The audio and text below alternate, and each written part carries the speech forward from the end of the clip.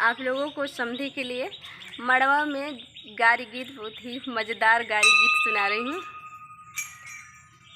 हे हो समधी अपन बहिनी बचावा, तुहार बहिन भागत है।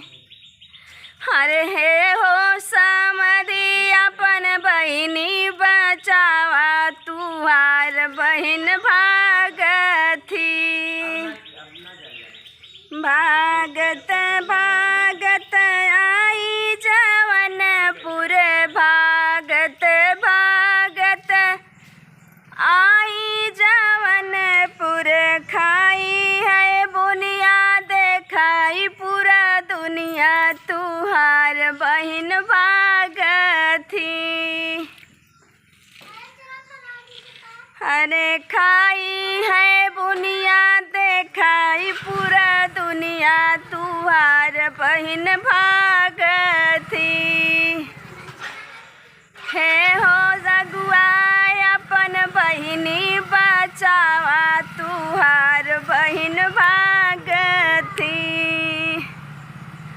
अरे हे हो यगुआ अपन बहिनी बचावा, तुहार बहिन भागत थी। भागत भागत आई सहरिया, भागत भागत आई सहरिया, खाई है बर्फी देखाए अपन गर्मी, तुहार बहिन भागत थी। हर खाई है बर्फी देखाई अपन गर्मी, तुहार बहिन भागत थी।